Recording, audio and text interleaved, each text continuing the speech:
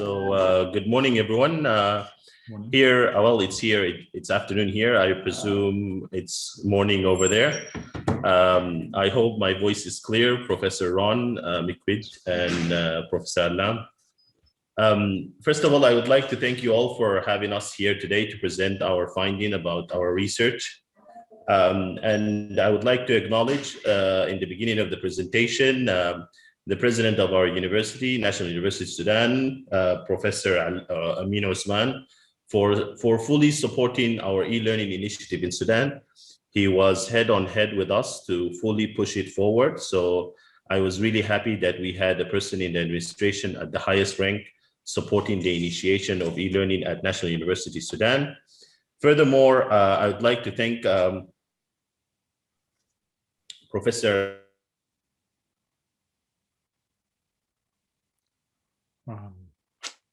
Abdelgadir. He's also the head of academia. I would like to thank Dr. Hiba Muhammad Al-Hassan. She's the head of quality and assurance at the department at our university. And she also is the head of the British accreditation, the British accreditation here council for us, because our university is accredited by the British Accreditation Council. So she heads the quality and assurance for Sudan and was very supportive of the e-learning initiative. I'd like to first of all start with my presentation to give an idea of how things are changing in Sudan and what we did to proceed on with the e-learning initiative. So I'd like to share my slide. So is the slide clear now? Yes. Okay. So we chose the title e-learning and digital divide because we wanted to see how the digital divide in Sudan is affecting the initiative of e-learning in university in Sudan. Due to the pandemic, we had problems with students not attending classes because of their parents being concerned. And also Sudan has recently witnessed a high spikes in inflation rate that was also accompanied with the COVID pandemic that has allowed issues related to transportation. And also, on the other hand, we also have a great development in internet. So we try to see how e-learning could help National University develop an e-learning system that would make it easier for students to access content wherever they are. But they would also have the chance to come at the university at any time in the day to take their offline classes. Plus, they're also able not only to take their offline classes, but they're also able to have office hours with the students. They have their batch coordinator, they have their professors who are supervising them. So we had a mixed method here, blended learning approach. So the title of my presentation is E-Learning and Digital Divide Role in Transforming Higher Education in Sudan, an Exploratory Case Study Analysis.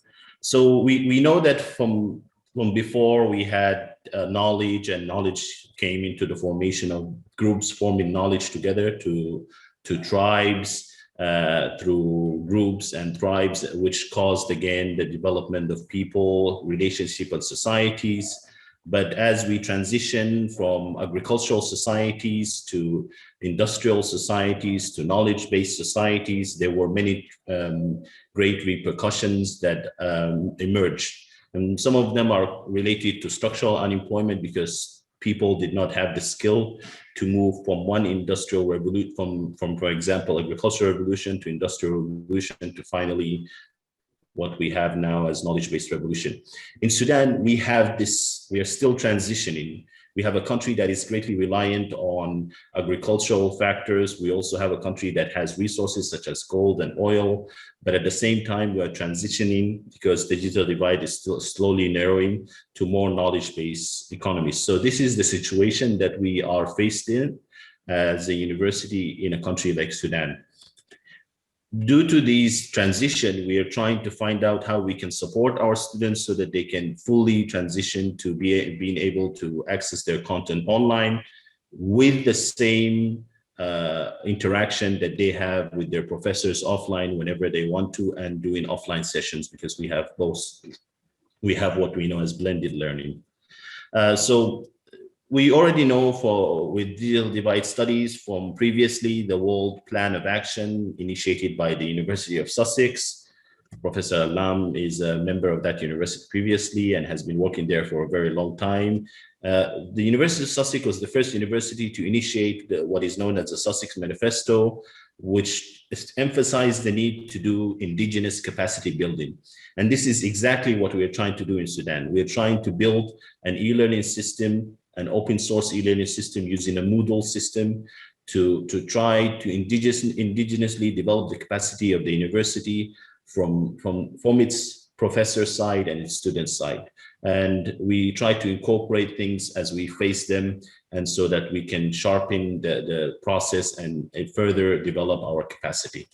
So our end in mind is to have a personalized, more customized version of an e-learning system that is fit to Sudan, but still is up to the standard of highly accredited university, such as National University of Sudan, which is accredited by the BAC in Britain.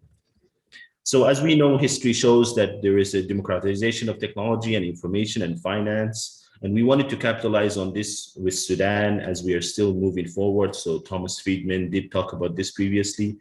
As we now at the cusp of trying to get connected to the internet in many parts of Sudan, we wanted to see how we can further optimize this process and incorporate e-learning in Sudan.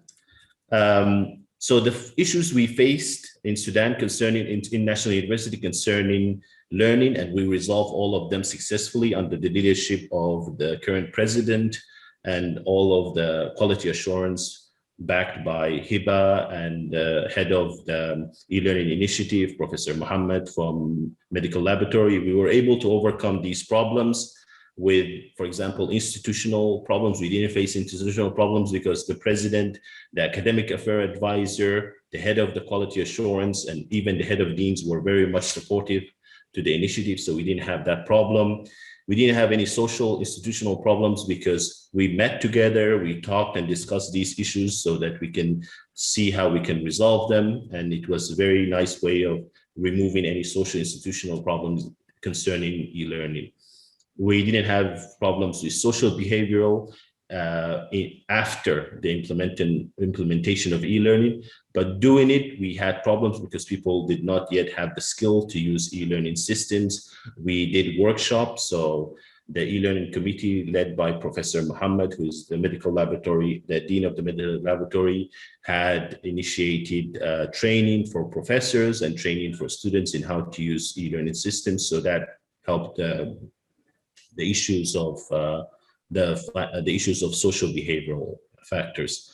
Financial factors, the university supported the development of e-learning system greatly, but we try to make sure to convince the students that even if the sort of the cost of internet in Sudan is, for example, for 10 gigabyte is £700, and the cost of transportation. So the 10 gigabyte could allow you to do a lot of classes from the convenience of your home, and you have the ultimate right to come and meet the professor directly, who are present all the time at the university, and they have office hour. But that cost, which the cost of transportation, is same and even more than the cost of the internet that you buy.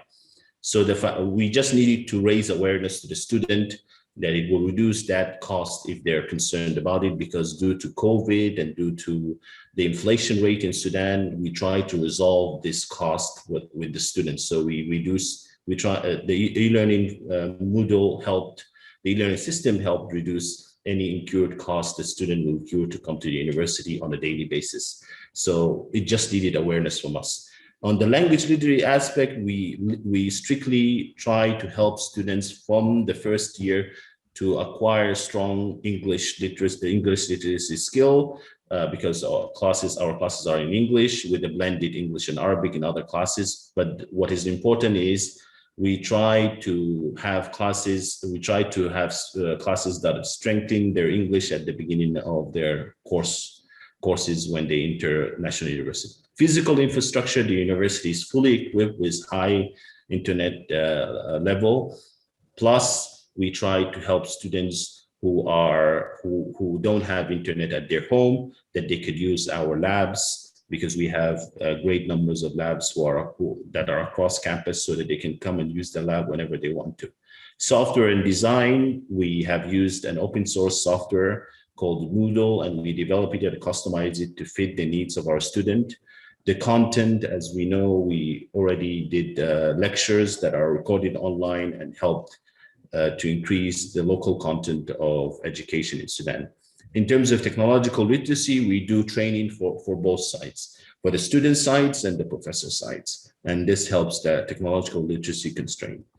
As we move forward, I'd like to stress out the need that we in Africa and MENA region generally is greatly at the cusp, is now at the cusp of being introduced to internet by a lot of fiber optic cables. So all of these, in this slide, we see a lot of fiber optic cable being introduced across the continent.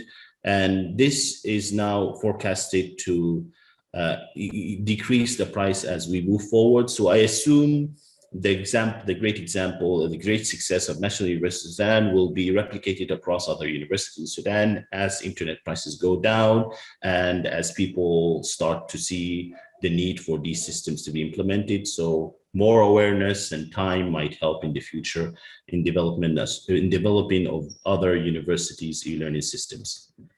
So National University of Sudan, just to give an idea, because I'll show the surveys that we did, has been started in 2005. In 2008, we have included other departments like technology, laboratory technology, medical laboratory technology, administrative science. In 2019, we are the first and only ISO 901 certified higher education in Sudan.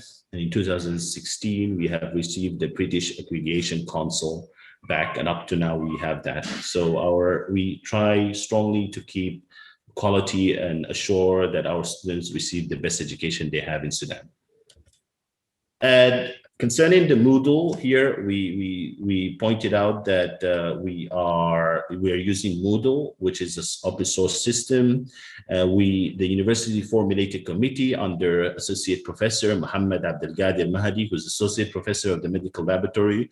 He led the initiative and had seen great growth in terms of classes being fully recorded and fully developed online. So we have a department like pharmacy and medical laboratory who have all of their classes fully recorded and fully submitted online, so students can watch all of the classes online. So we have 100% transition in pharmacy and medical laboratory. And now we are expanding to other initiatives, so other departments such as international relations and administrative science.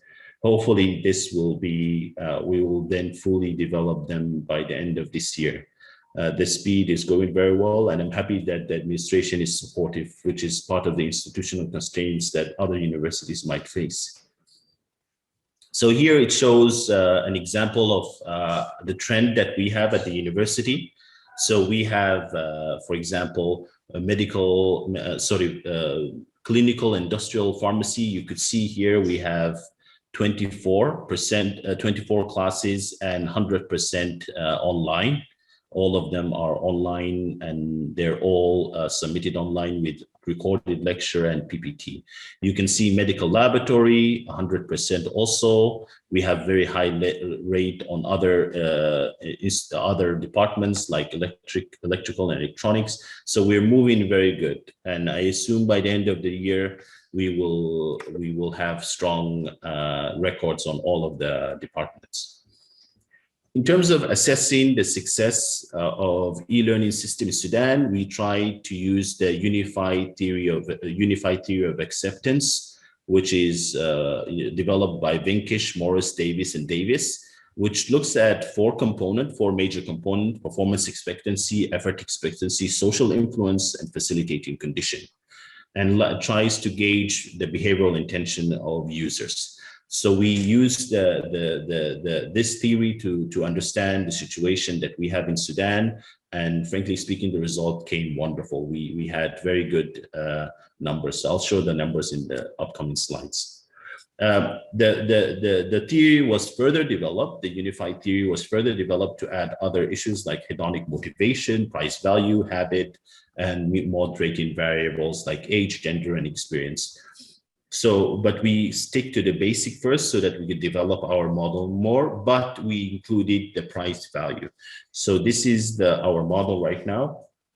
E-learning performance expectancy, e-learning effort expectancy, e-learning social influence, and e-learning facilitated condition. And we included the price because we wanted to see if our students have issues with acquiring internet, and considering that the internet might be cheaper and for them to inquire to then come in every day to the university, even with the whole issue of COVID right now, COVID-19 around the world.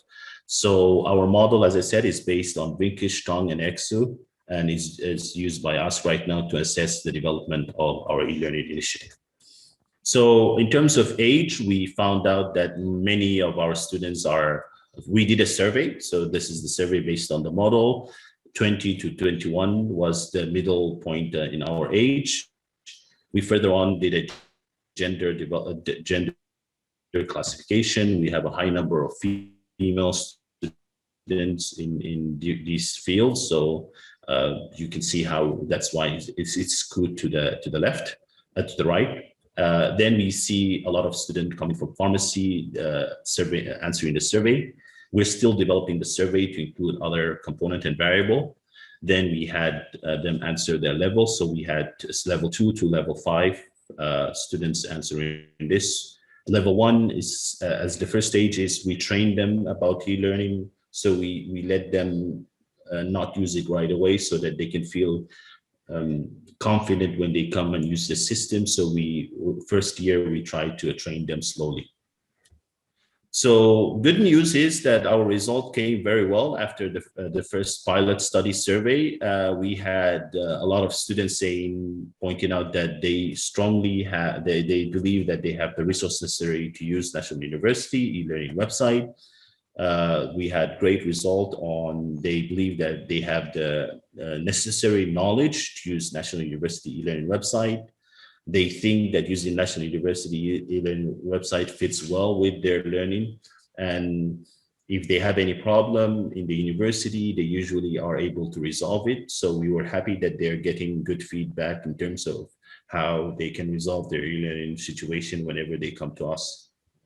On the other side, also, we did behavioral expectancy, if they really will expect to proceed on with doing the e-learning system. So they say a lot of them felt that they do, and we have also good numbers in terms somewhat agree and strongly agree. So they have the resources. So it says here, I have the resources necessary to use National University e-learning website. We have highly numbers of them pointing out to strongly agree and somewhat agree. So it's very well left-right skewed to that area.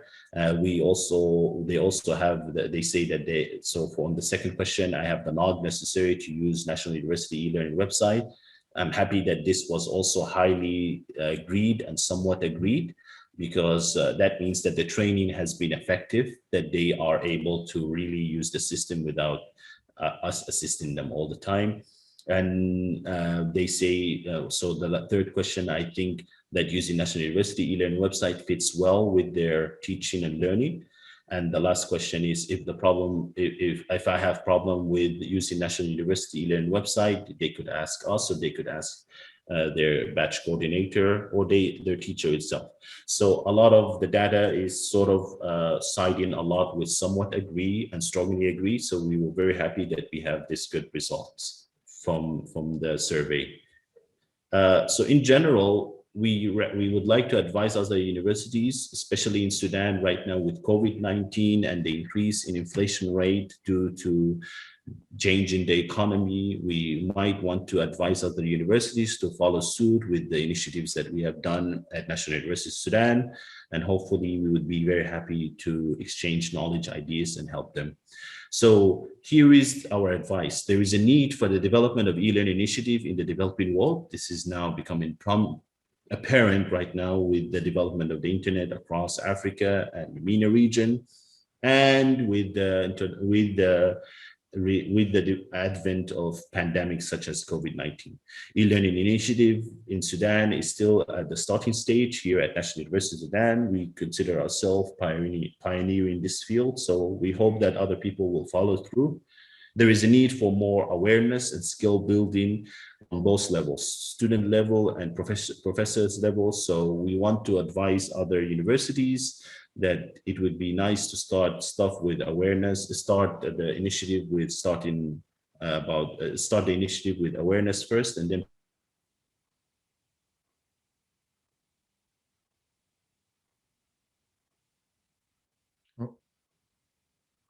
fully implement e-learning management system on all courses for colleges such as pharmacy and medical laboratory, showcase with great planning. And I'm very happy that many of us work together to plan this, and strong commitment, much could be done. Even with the current condition in Sudan, in terms of economic condition, in terms of internet, we were happy that our leadership was very supportive in initiating this project. Sudan is still working on building up its internet penetration rate. We still have low penetration rate, but we're working on it. The promising aspect of e-learning is to be capitalized on by other universities similar to that of National University of Sudan, and hopefully we can proceed on to exchange ideas and thought and develop the e-learning environment in Sudan. Now, with this, I end my presentation. So please remember, if we all help and do a little bit, it will make a big difference.